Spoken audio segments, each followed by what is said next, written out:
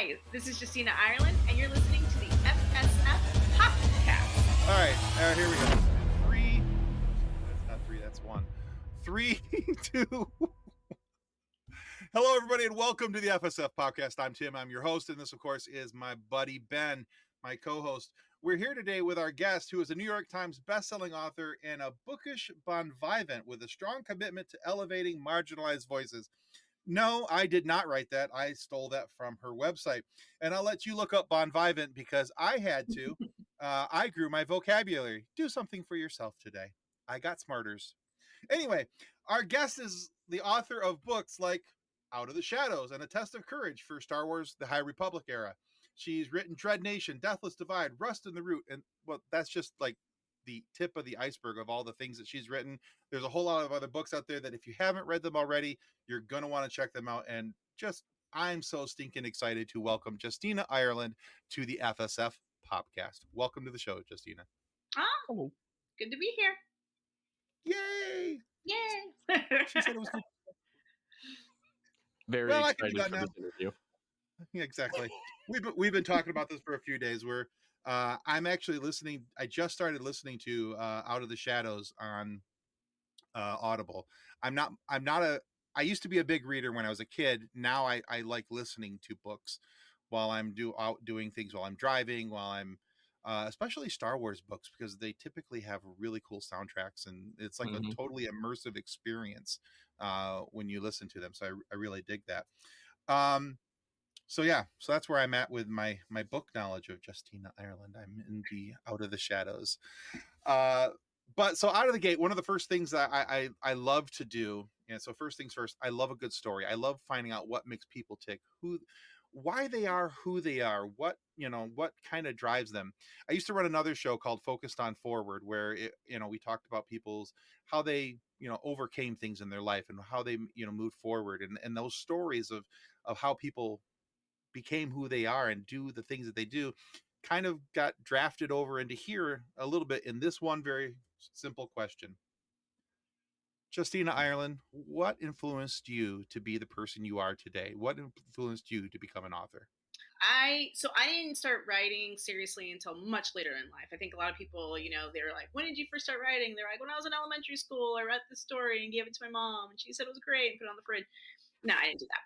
I was a big reader, but I also wasn't. I grew up in Southern California. I grew up in a trailer park, so I grew up very poor, and we weren't the people who necessarily that I thought we would be writers. When you see a writer on the back, and it's tweed patches on, just patches on a tweed jacket and a pipe or something. I wrote a book, my friend. Right. Yeah. I wrote a book.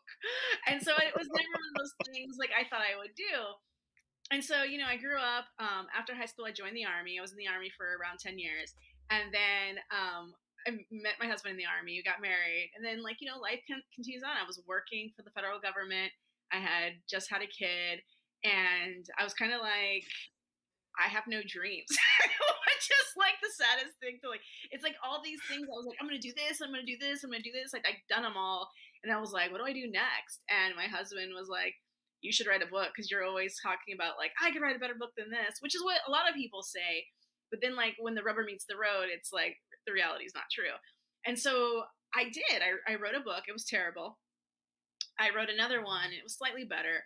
And then I read The Hunger Games by Suzanne Collins.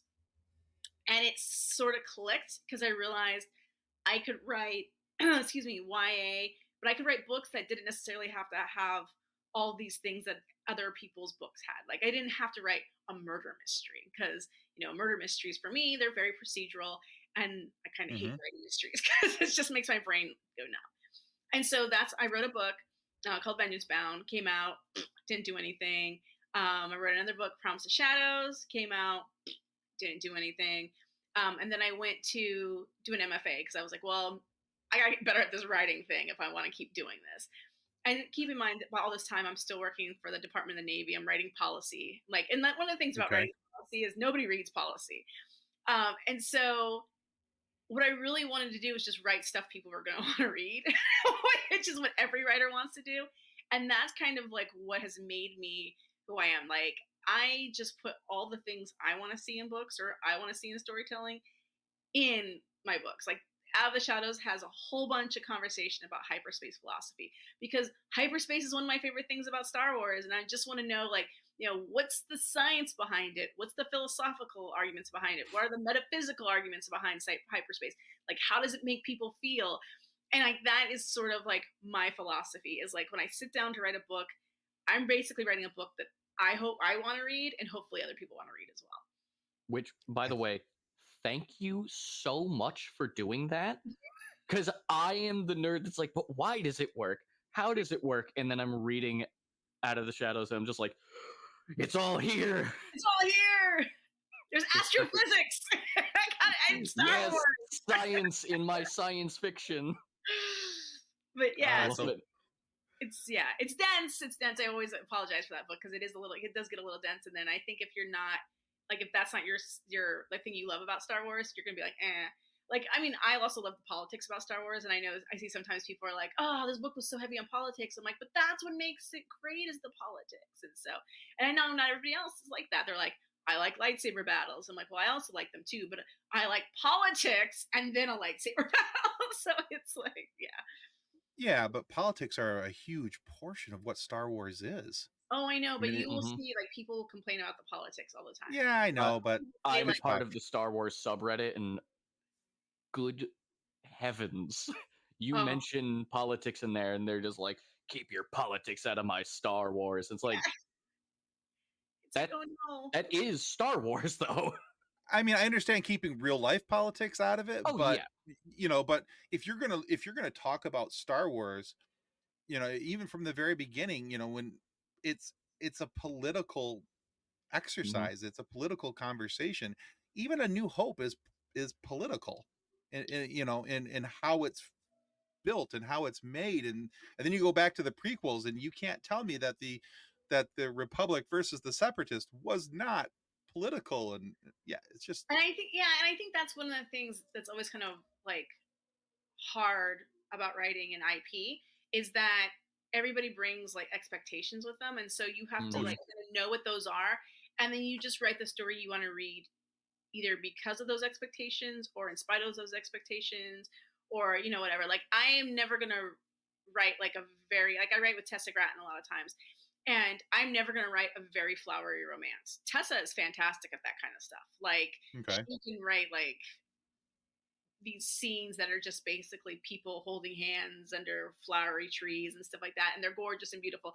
But, like, I'm like, no, we need to blow something up. Like this is like something. There you go. Die right now. Like, because this is so, like, great. 3 pages of this, now something that gets blown up. And so, like, that's, I think, just, like, I think that's one of the nice things about the High Republic is everyone's writing to their strengths, and like you have enough different kinds of books. Like if you don't like this one, that's okay because the next one is probably going to scratch the itch that you're looking for. Yeah, I think that's great. And I think too, in all honesty, you said everybody brings their expectations. I don't think that there's anything that you can write, whether you're putting in a novel or you're writing a screenplay for something that's going to go on the TV or something that's going to go on the big screen, where somebody in Star Wars doesn't, as talking about the fandom, doesn't already have a preconceived idea of what it could and should be. And when it doesn't hit that, they're going to be pissed anyway. So just write what you want to write. And, like you said, write the book that you want to read, because if you want to read it, chances are somebody else is going to want to read it too, and so, yeah, I gave up on those folks a long time ago.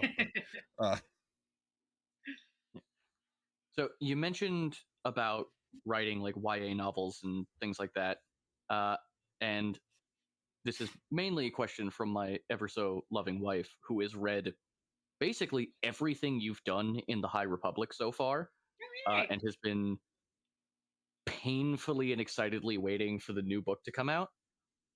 But so you've mentioned writing YA novels. What has been the most interesting thing writing wise when it comes to going from middle grade to young adult in the High Republic? I will say that there really isn't any difference from middle grade to YA to adult. It's mostly just the size of the storytelling. So like And I know people have like very strong feelings about this category versus that. But the thing is, you have to remember, like when I was a kid, everything that was YA was being published as adult, right? A lot of your fantasy and sci-fi that would have been is now being published under the YA umbrella would have been published as adult because they have follow younger protagonists. And so, like, it's mostly about like a lot of it's about the journey, right? So a lot of times in middle grade, it's about characters figuring out where they fit in their community, like their local community, either with their group of friends or with their immediate. So like when we test of courage, it's really about Vernestra figuring out what it means to be a Jedi now that she's been promoted. It's about Avon figuring out how to be this senator's kid when she's kind of been sent away. It's about Imri figuring out how am I a Padawan when my master has been killed. Like it's about figuring out like kind of like just your local kind of thing. When we get to YA, it's a little bigger. It's about figuring out where you belong in like the galaxy or like your community or who you want to be kind of thing. It's more about, who am the person, who do I choose to be? And when you get to adult, it's really about dealing with those regrets from those previous two books, right? It's like all those things like when I was a middle grade kid and when I was a YA kid. Now I'm dealing with my regrets now that I'm an adult, right? I got baggage and I got to deal with it. And so it's literally like on the page, the prose is the same. The characters are different ages, right? So they might internalize and explain those feelings and emotions a little differently. But at the end of the day, it's mostly about the pace at which those realizations happen. Like middle grade, very short, condensed, in and out, not a lot of like subplots. We just got to kind of get characters to the goal. When we talk about YA, you got a little more runway, you can have a little more of that introspection. And then when you get to adult, you can have like a cast of 130 characters all having like when I first read the opening of Light of the Jedi, I was like, damn, Charles. like that was definitely an ordeal. Not that person. And so like I think that's mostly the difference. Like we still, people still die in middle grade. Sometimes, usually we try to kill them off screen unless it's like a very meaningful death.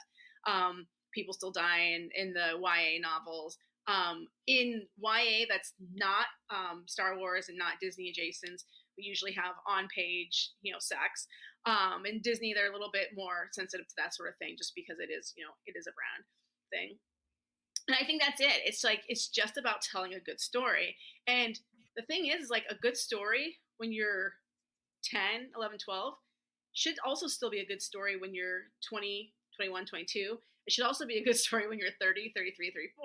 And I think we know that because we think about those movies we love as a kid and then we watch them as adults. And sometimes we're like, ooh, this doesn't hold up because maybe it wasn't that great. And then sometimes you're like, oh, this is still great. Like The Princess Bride is still a great movie, even now. I was just thinking about that. Yes. Thank you.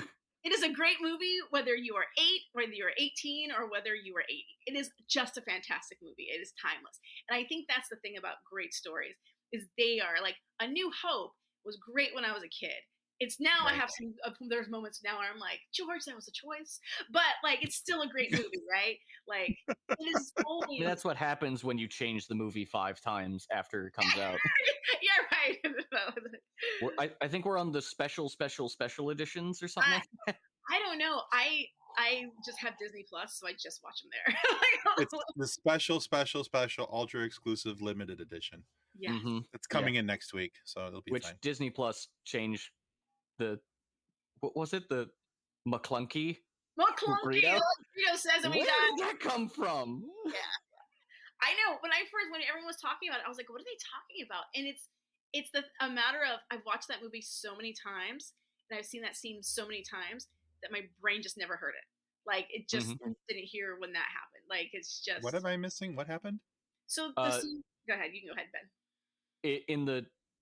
In the Disney Plus version of A New Hope, when Han shoots Greedo, it's the same thing of now they shoot at the same time. Han moves, but like right before they fire, Greedo goes McClunky, and then they shoot. So it's like, yeah, we no idea where it came from. Now you got to find your Greedo and find the McClunky. What's the McClunky? Well, now I want to get on I've got it on DVD back over here, and I think I'm going to pull that out and check it out and see if it's on there. I've seen it on Disney Plus, seen it on the like ultimate special editions that came out right after Revenge of the Sith. I also have it on VHS. All of those movies are different. Yeah. I'm Like, gonna have to when we're done I here. I'm think that's pulling the this one. out. That's what I think the one I have, and I don't believe it's Mhm. on there. 'Cause There's no McClunky. They added it just for Disney Plus. I know this because I did a side by side because I have it bought on YouTube as well. Oh, That one does not have McClunky. what? Who is McClunky and why? It's just kind of a debate.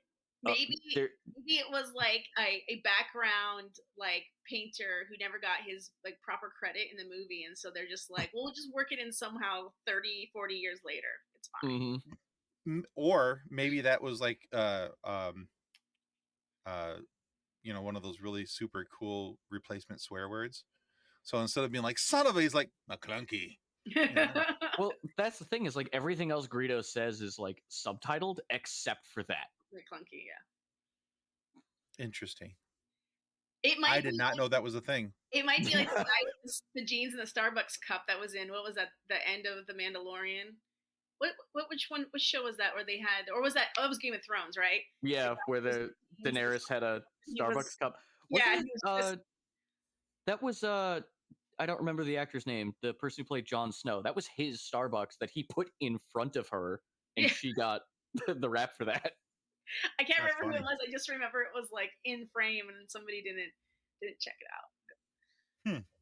Back in the days when it was fun, before it was sad. R.I.P. Oh boy. As many times as I've watched this is actually just blowing my mind at the moment. Yeah, because many times, I mean, literally, I watch Star Wars chronologically all the way through, from the very beginning to the very end, and I start back over again because that Star Wars is life for me. Then I have a question for you, because my husband and I have already got this. Do you work the Clone Wars in, or do you just watch the movie straight through and then go back to the Clone Wars and then Rebels? I watch the movie, and then I go to the Clone Wars episodes, and then after Clone Wars, then I watch Revenge of the Sith, and then I watch Rebels, and then, because otherwise it's too hard to stop, pause. Do you watch Rebels and then Rogue One, or do you watch Rogue One and then Rebels? Rebels, then Rogue One. Then Rogue One. Yeah, because technically Rogue One happens at the end of Rebels. Mm-hmm, yeah. And at the very beginning of New Hope. So, and I love the fact, and we got to interview Gary Whitta, who's, he's an amazing author, but also the co-writer of Rogue One. And I thanked him for the fact that that was the first Star Wars movie that I've ever gone to in the theater, where I was like speeding on the way home because I had to complete the frame in my mind of Leia taking that disc and and doing something with it, and I knew what scene was coming next, and I just had to get that out of my head and visualize it. And so many speed laws were broken that night. So, don't out yourself like that. He was driving the speed limit. Yeah. I think the statute of limitations on a speeding ticket is over, though. I think. Yeah, I was going to say it's been a few years. It's been a few years, but yeah. So I mean, well, and the only addition that I make to the Star Wars canon, because I watch them all in order, is I add the movie Fanboys at the very beginning before Phantom Menace. Because it's a movie about going to see the Phantom Menace, and so it just, in my brain, it works. That's is. So anyway, that's great. That's a brave admission, sir. That's a great movie. I freaking love that movie. And there's rumor that there's going to be a Fanboys 2 coming out eventually. And I'm like over here just like, deep breathing into the paper bag, like, oh, make it real, make it real. Isn't it? So that's like a long split between two movies. Yeah, it would be. Yeah. I mean, the split between The Incredibles 1 and 2 is like, what, 14 years or something like that? Was it that long? That's pretty cool. But it's animated. Those characters aren't going to age. Yeah. I mean, if you want to get technical, there's a huge split between Fox and the Hound and Fox and the Hound 2, but whatever. Anyway. I mean, Jay and Silent Bob, same thing. Yeah. Yeah. So, all right. So, And now, a word from our show sponsor, Level Up Sabers. Their link can be found in the show notes.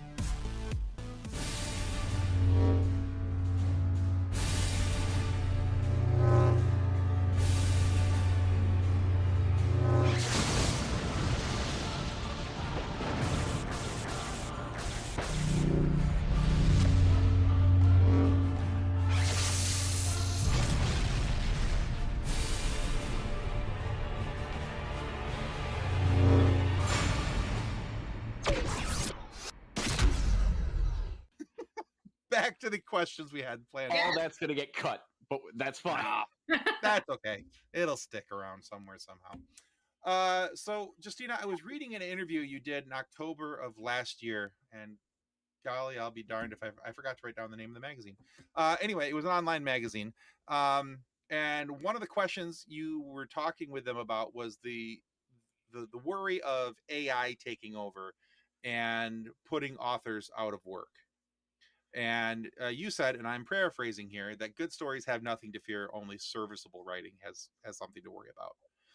I was hoping that maybe you could expound on that a little bit more, especially since we've seen such drastic changes and increases in AI even since October of 2023 to now February of 2024.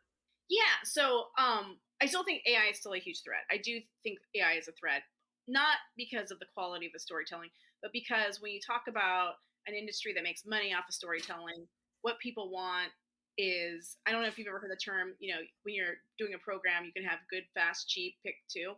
And right. what companies typically want is fast and cheap, right? Because they're just there to make money. So when you talk about the publishing industry, when you talk about movies and television, the people who are at the top making decisions don't really care about the artistic integrity of things. And that's not true wholesale. That's just for the most part, right? There are definitely studios who are putting out very artistic and very interesting storytelling. But for the most part, when you're on episode 82 of Fast and Furious, at some point, there's not a lot of thought going into it. But it's all about family. It's all about family. Yes, I know. Oh, sorry. Hold on, I gotta put my dentures in so I can say family. And jumping a car through a helicopter. Those are the two things. But that being said, when we talk about people and when you talk about storytelling, you talk about writing, especially good writing is almost always tied to the time period in which it's created, right? Like if we talk about horror, or we talk about science fiction, or we talk about something like the history of the future, right? Because when we talk about the history of the future, we're talking about the golden age of sci-fi, or what we used to call the golden age of sci-fi. Like when they were telling us what it was going to be like in the year 2000, the year 2020. It's not like that, obviously. It's very dated. But those emotions and that fear, we didn't, up until maybe 3 years ago, have a strong nuclear fear in this country anymore, right? We had kind of put that by the wayside. Now with the war in Ukraine, that's kind of coming back around. But that being said, in the 50s and 60s, that was a prevalent fear for most Americans. So that emotion, that emotionality, those fears are kind of seep into the prose of that storytelling. You can take all that stuff and create a story, but it's not necessarily going to resonate the same way somebody putting together a poster through AI. Sometimes you're like, I don't get it. It's serviceable, but it's not speaking to me. It's not evoking that emotion. It's the same way with the AI art. We keep talking about AI making art, but the art it's making is not anything that people are gonna. It's not a Jackson Pollock. It's not a Picasso. It's not something that you see and you're like, you have that moment. And I think real art and really great writing and really great storytelling gives you that kind of gut punch, that kind of that immediate emotional connection. And nothing I've read that's AI has been anything close to what I read from a really great writer. And I think that's the problem. Now there's a whole other bunch of problems there about, I've had several of my books taken to train AI. I didn't consent to that, right? So that's my stuff you're taking. And now, that opens some questions about who owns the copyright. The United States court, the court system has already come out and said you can't copyright AI created materials, which is great, which means it's just going to always be public domain, which kind of takes off some of the the excitement about creating with it.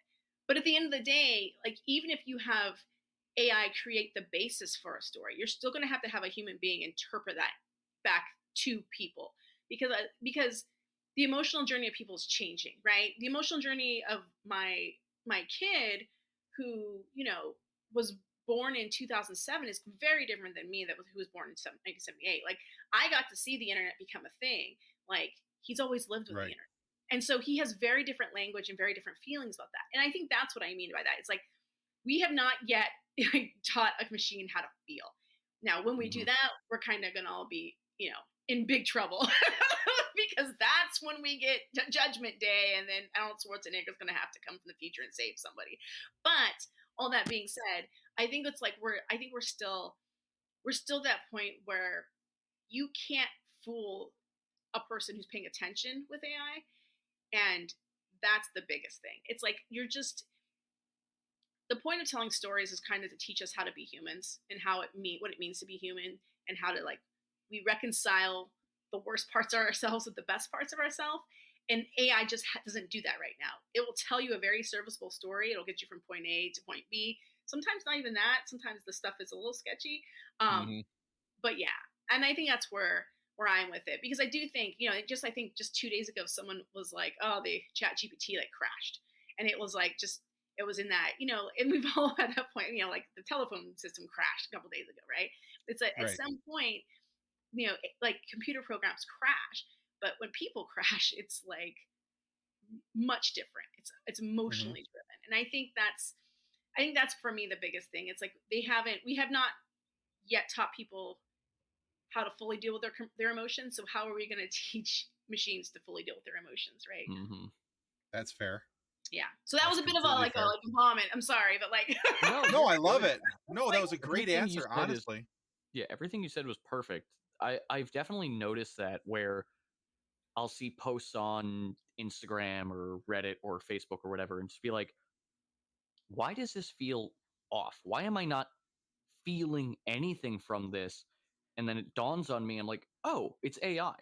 It's a lot of people will have flat out said that it's soulless. Yes. There's no emotion behind it. They just copy and paste, like ripping out other people's work and kind of making some kind of weird paper mache monster out of everyone else's jobs. Yeah. And it's just dystopian. I've used a couple of AI for a couple things, but I've actually gone back through and edited what AI gave me so that I could put some life into it, because I wasn't just sure how to word a couple of things. And I thought, well, I'll put this into Chat GPT and see what it spits back out at me. And I liked about 75% of it. And I was like, that other 25% is where, like Ben just said, it's soulless. That's where the soul was. And I was like, well, it doesn't have anything that resembles me, because it's not how I would talk. It's not how I would write something, in my voice. And so I wanted it to be in my voice. And so I made a few changes. The other thing is, and this was, we have my buddy over at the Scarif podcast, Ro, was putting something out today about his new profile picture. And you were talking about AI art, and he put out this profile picture that looks nothing like him. And so I used the same app, and I did one of me. According to AI, this is me. That looks nothing like me. In the 9 realms is that guy? I don't know, but that's not me. So that looks like AI is cool, but I think there are still some very strong limitations as to what it is and how it does. I haven't, let's call a spade a spade. I have never really been a thin mint to begin with. And I haven't been that dude since I was probably in high school. So that was maybe freshman Tim face there. But, anything else has been a little, extra large. Just saying. But I also think that photo is so generic, right? Oh, it is. Like that photo doesn't have a lived experience, and you can tell it looks like generic comic guy number 3, right? Like it looks like it. I mean, it's just, and that's the thing. It's like when you write, for example, like you're bringing your your experiences. You're bringing your, like, you have like a backpack of baggage with you that you carry everywhere, right? All your experiences, Right. all your successes and your traumas and your failures and embarrassments. And like, you put that in Absolutely. language. Like, there are words that I would never use. And so, like, AI doesn't have that, right? It's just picking from everything. And there are words that I love that are in there all the time. You know, like the word juxtapose is like probably in more books than it should be, but I like that word. And so, like, I Is think that It's a why? cool, I noticed cool word. that. I'm like, I wow. think it's just such a great way It's to say that, instead of like when I compare the two items, it's like juxtapose is just like straight to the point. And there's a few so other, That's great. yeah, but so like, I think it's just like that thing. Anyway, go ahead. Sorry. no, I'm sorry. I was shutting up so you could talk. Because we brought you on to talk, not to hear me. But so quick side note about how I discovered the word juxtapose, kind of like I discovered Bon Oh, Vivant boy. today. Just like so, years ago. So one of my favorite singers and one of my favorite bands is Scott Weiland from Stone Temple Pilots. Scott Weiland, who is now dead, but Scott Weiland, I absolutely loved that man's voice. I mean, he could sing anything, and it was impressive to me, his range. But they were doing back when VH1 actually played music. They played old people music, right? Remember, they were like the older adult station, and then MTV That's right. was, here's all Right. the youths. So yeah, exactly. So at one time, MTV was doing Unplugged, and VH1 was doing something called Storytellers, where they would bring a band on, and the band would sit down and they would talk about how they came up with these songs and everything, all these different things. And all of a sudden, he was talking about their song called "Sex and Violence," and why he wrote it, because he liked the idea of the juxtaposition between those two. And I was like, juxtaposition? What the hell is that? And I had to look it up, and I learned a word, and I got smarter. So anyway, thank you, Scott Weiland. You've All been right. using all kinds of vocab words today. Juxtaposed, expound. That's a big one. I didn't even have to get out the calendar for the word of the day. I'm pretty impressed with myself. So, Oh boy. Okay. So back to our regular scheduled programming. You mentioned before about Vern. Vern is a beloved character for pretty much everything you've been doing in the High Republic. Honestly, my wife's favorite character, because to quote, Vern is so unbelievably cool. That's it. That's her whole thing. It's just Vern is so cool. Looking at the pictures And of done. Vern, yeah, that's it. There's other words in there that I can't say on this program. We'll talk about that later. But what's been the most fun, but also the most painful thing about writing Vern's journey, whether it be through Test of Courage all the way up to the upcoming Defy the Storm? Maybe not giving spoilers for that last bit, though. Yeah, I mean, definitely the most fun has been taking this kid, this character who I created from my 90s gifted kid angst, and like giving them an entire story arc that has nothing to do with anything I've ever accomplished or achieved or lived through. And I think that's sometimes like the best part of Star Wars, is it gives us a place to like kind of like dream and imagine and stuff like that.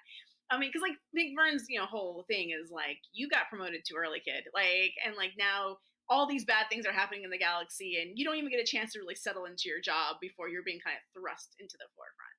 And so it's been really great to kind of tease that out, and also kind of show that, like, I think a lot of times, like, especially when we talk about the prequels, and just taking, like, if you just watch the films, especially for like those fans, the Jedi come across as really cold and unfeeling, and like kind of like self-involved, like like Which they are, but yeah, right. Especially by the time of Phantom Menace, but like that, like when Qui-Gon tells Shmi, like, well, better luck next lady in slavery, like it's just so, I don't know, it's just so bad, right? And you're like, oh. And so being able to show that like the Jedi are not that way, like giving them depth and like breadth and worries and concerns and things and people that they care for, even though they're not going to like, put them ahead of like their beliefs and kind of stuff, has been really great. The like most anxiety inducing or worrisome thing about writing Vern is 100% when I heard she was in an acolyte, because I didn't know how she was going to change. Now I'm good. Like I've gotten like the back brief on that, and so it's pretty cool. But like when that was first announced, I was like, oh no. So like right when the High Republic was announced, and this was when I saw on Twitter, someone looked at all like the concept art and didn't like Vern's concept art, and then came up with like what was like this hyper sexualized concept art for Vern, and it was like basic anime made chick number 2 kind of thing, and yeah, and they do it all the time, and like Lower back problem girl. yeah, So, yeah. it's like It's all about the plot. yeah, right. It's like these aren't breasts; these are bowling balls. Like these are pinatas. Like it's just like this hyper. Those are the plots, yes. Yeah, that is the only plot you need. And it was like this outfit, and it was like kind of like, dude, she's 16. Like, Mhm. like that was like that was like and I had that moment where I was like, this isn't like, that was like the realization I had where like, oh, this is going to be something that's totally bigger than me, and I need to get okay with that. So when I found out that Vern was in the Acolyte, I was that was my thing. Is like, I hope that they realize what people like about Vern and who Vern is as a character, and they honored that instead of like filing off the serial numbers and creating a completely different character who has nothing to do with the arc we've already established. And I think when people see Vernestra, like, because she's very, very grown up, and they meet her in that space, I think they will recognize the character they've spent time with in the High Republic, but I also think they're going to really like who she's become. And I think that's one of the nice things is that the fear is always there that you're going to write a character and they're either going to get a terrible death that's like almost like a basically a bullet point. You're like, oh, and then they died off page. You're like, oh. Yep. And then the second thing is that they're going to do something wildly inappropriate. And like, I just think about that, like the hyper, everything. There's been a couple other ones of like mostly the feminine or female characters of like the hypersexualized stuff. And it's like, bros, you can have ladies who are cool, who are just kind of good at stuff without like having to make them fit like an unrealistic mold. Like it would be like if people took like the Stellan art or the Elzer art and made them like bodybuilders and ripped, and like it would also be inappropriate for who they are as characters. So yeah. Anyway, that's the two things I find challenging with that is that, so you're talking about the hypersexualization of women. Well, A is no problem in of itself. That's like, just let them be cool. Like you said, just let them be cool. They can be who they are. But that also happened with Ahsoka. People, the fan art and the hypersexualization of her. And I'm like, dude, she was like 14 in the Clone Wars. 14. And I can't tell you how happy I was during the Ahsoka series when they did the flashbacks to the Clone Wars to not have her in that little tube top outfit that she had in the animated. And it just, I was so glad that they had that Disney, went back and they fixed that for the live action. And I was like, thank you. Because, not that, I mean, look, a woman can wear whatever she wants to wear. I'm not their boss. I can't tell her what to do. But just because I also know how some dudes' brains work or lack of function, the pretty lady needs to be less clothing anyway. And there's all of that. And it's just, so yeah. But they also did that with Rey from the sequels. Yeah. And the thing that cracked me up by that, because we were talking about that, the enhancements, and I'm like,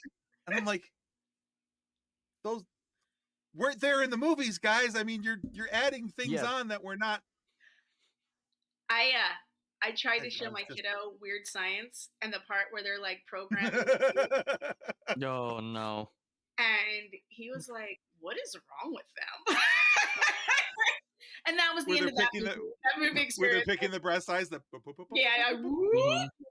just like, and it's played for laughs, but it's like not that far from the truth. Not that far off from reality, especially with a lot of 15 to 17-year-old dudes. Yeah. Mm-hmm. And that was babies. So I'm glad that they got rid of the tube top and the flashbacks on Ahsoka, because I do think it's like, we learned something. It's been 20 years, but we learned something.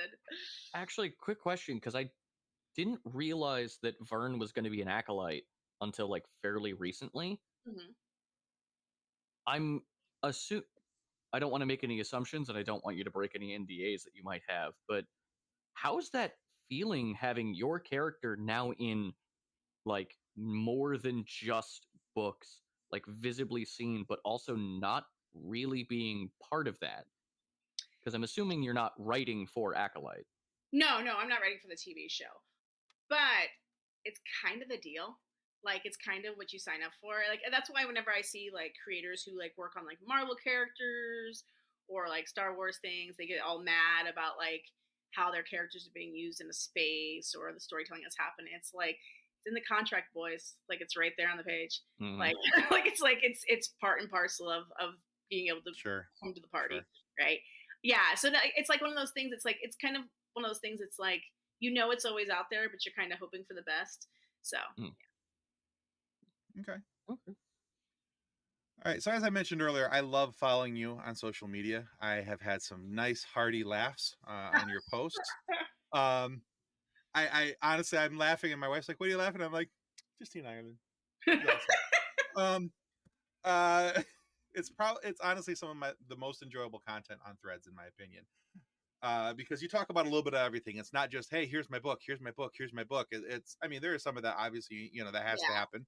There needs to be some shameless self-promotion. I'm no stranger to that. But I also wanted to talk to you about that because you're really good at promoting yourself, but you're also really good at just talking about stuff. Like yesterday, you put up a post about playlists and how everything comes back to Foo Fighters and the song Everlong, which is true, by the way. It happens.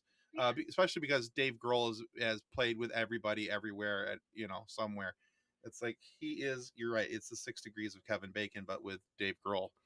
But yeah, so I went from there. I went to your website because I was like, oh, let's check out some stuff on our website.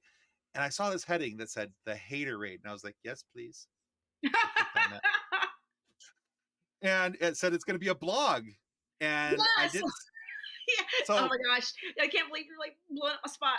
Yeah. So I used to have my newsletter was called the Haterade, and it was just pretty much like a roundup of whatever I had coming out. Because like at some point, like there's just too much. Like between my own stuff and like the Marvel comics and like the Star Wars books, it's just like there's a lot, and I'm like, I can barely keep track of it. I don't expect anybody else to keep track of it. So it was part that, and it was part just a newsletter. But then it was with Tiny Letter, and Tiny Letter folded, and it went under MailChimp. Right. I refuse to work with MailChimp because they're monsters. And so then I went to Substack, and apparently they're monsters too, because Nazis. And so now I'm like, we're not going to shut down Nazis. We think they should have freedom. Yeah. I don't know any of these sites, and just the sudden like, oh no, Nazis. Like, whoa, hang on. I know, it always ends up in Nazis. It's like, what is that rule? Not Rule 34, the other rule, whatever. It always ends up. Wow. That's a whole. Hang on. Rule 34 is a little different. Keeping it family friendly, but like a smidge different. So like, Tiny Letter was basically just a mail aggregation service, so it was basically just a fancy email, and so it saved me from having to do like in the dark days of my first YA book, which came out in 2013. We had these email lists, and you would like go into your Excel spreadsheet and copy the emails, and then you would put them in like a BCC line, and you would send out your newsletter that way. And it always ended up that one, there was probably somebody on there who didn't want to be on the newsletter anymore, so then I had to go from like their email response back and try to figure out where they were on the Excel spreadsheet. Or two, there were people who were like, I don't want this anymore. Or there were people who were just, you know, different. But anyway, so I went over to Tiny Letter, and I was there for a long time, and like wasn't very regular. And then when literally the week I moved over to Substack is when that article came out about the white supremacists having their newsletters on Substack and monetizing their stuff. And Substack was like, we're okay with Nazis. And I was like, oh my God. So I couldn't in good conscience go there. So I was like, what do I do now? And then my husband's like, I guess you're back to a blog. So I threw it up on my website. I haven't done anything with it since because I've just been like posting stuff, Threads and Instagram. Since January 7th, I want to point out. Yeah, it's been really busy. It's been a really busy month and a half, Tim. Get off my back.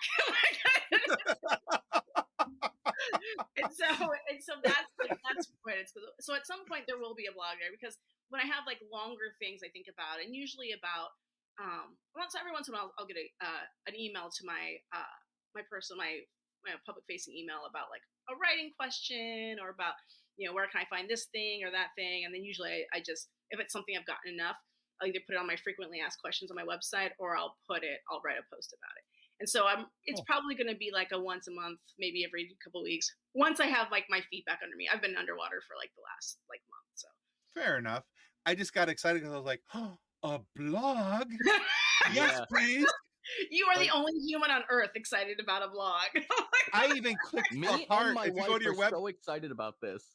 If you go to your website, I even clicked the little heart to like the fact that you were going to make a blog. That was me. That was me. I was the guy who clicked the heart. So yeah. Yeah. I actually. Go ahead, sorry. I was gonna say, I actually found out about your blog because of my wife, who follows all your stuff because she loves your writing, and we're both super nostalgic, nerdy 90s kids. So the moment you came out with a blog again, we're just like, the ancient texts have been revived.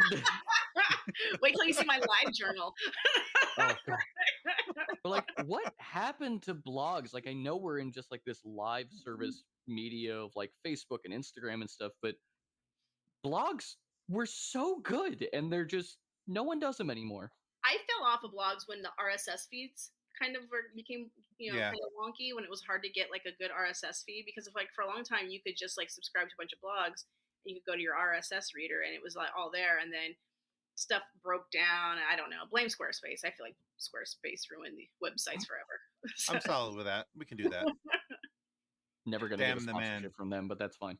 That's okay. I don't want one from them. Squarespace, because you need a website.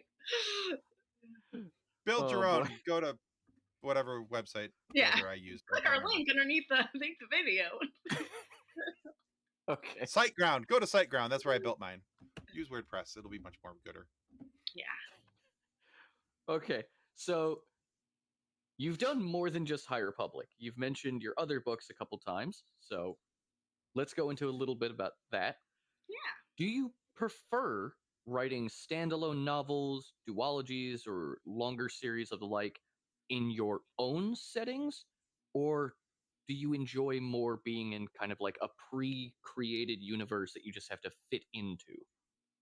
I like both, but I honestly, the working doing IP like Star Wars stuff gives me the space to create my own stuff, because it's the difference between building a playground so you can swing on some swings, or just showing up to the playground and swinging on some swings.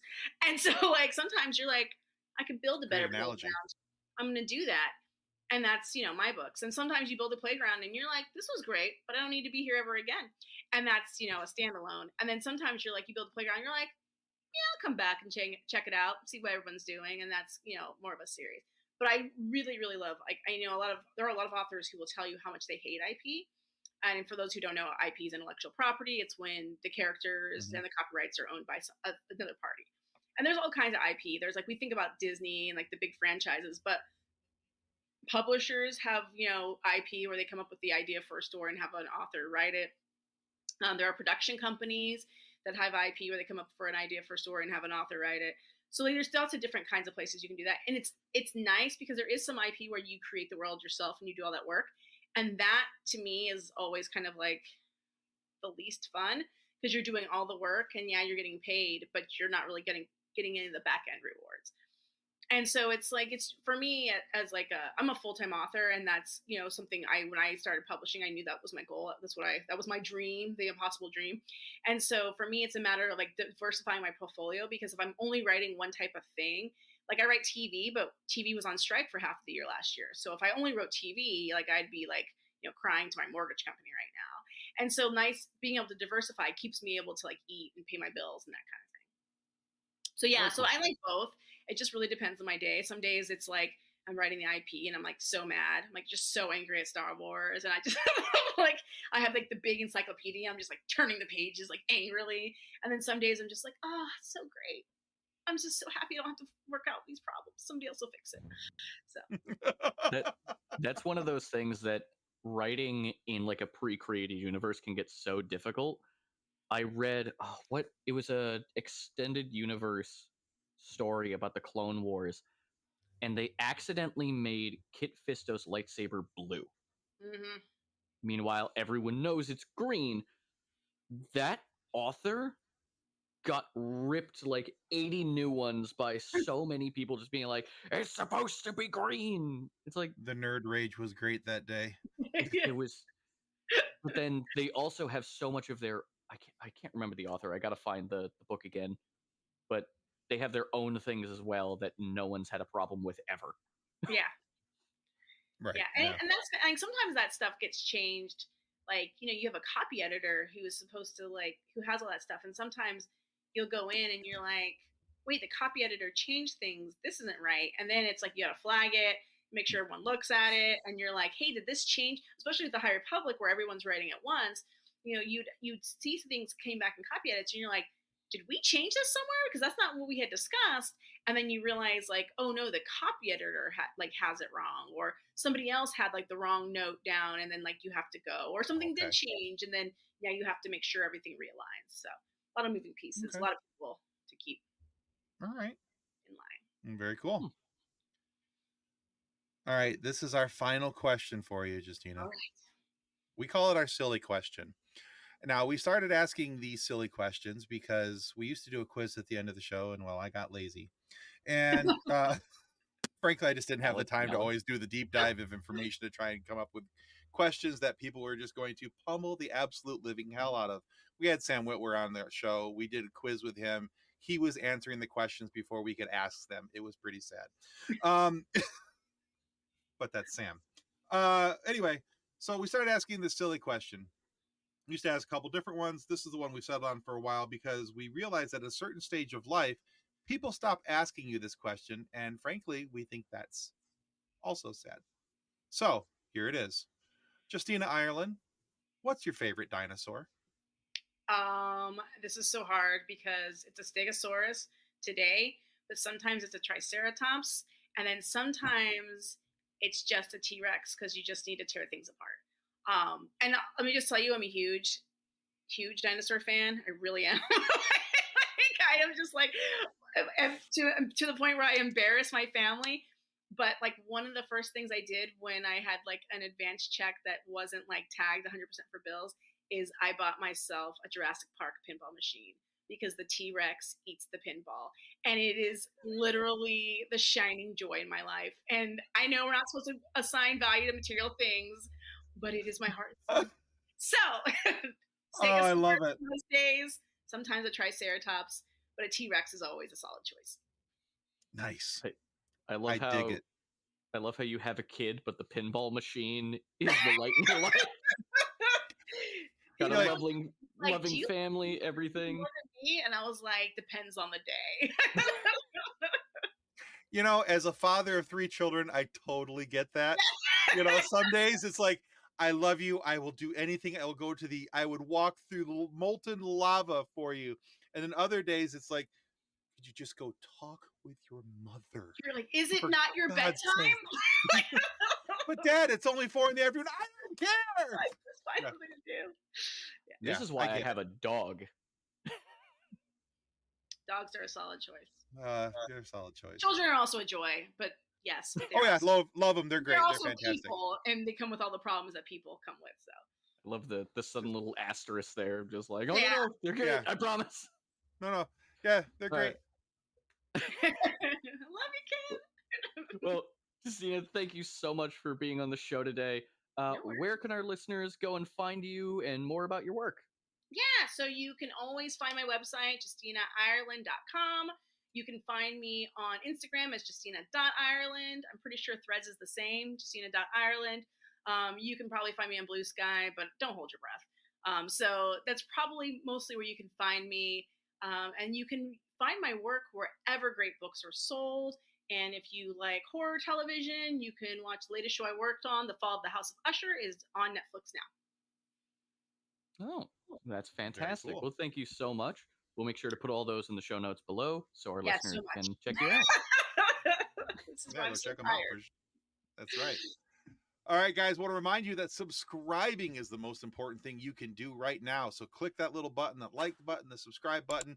That helps us to be able to get more amazing content and these amazing guests for you to be able to listen to. Just think of all the fun you wouldn't have had you not subscribed, because you would have missed out on this amazing interview with Justina Ireland. So yeah, make sure that you click the like and subscribe, and go check out her work as well. There's all those links down there. We put them in the show notes. It's not just for practice. Go check out her stuff as well. So follow her on the socials, because trust me, it's a hoot, and it's a lot of fun. I really do dig her social media, and yeah, I'm a fan. So anyway, yeah, go check those out. And thank you so much, Justina, for coming on the show today. Really appreciate your time. And guys, thank you for watching. That's going to be it for us on the FSF Podcast. Goodbye. Copyright 2024 FSF Podcast. Reference to any specific product or entity mentioned on this podcast does not constitute an endorsement or recommendation by FSF Podcast. The views expressed by guests are their own, and their appearance on the program does not imply an endorsement of them or any entity they represent. If you have any questions about this disclaimer, please contact us via email at info@fsfpodcast.com.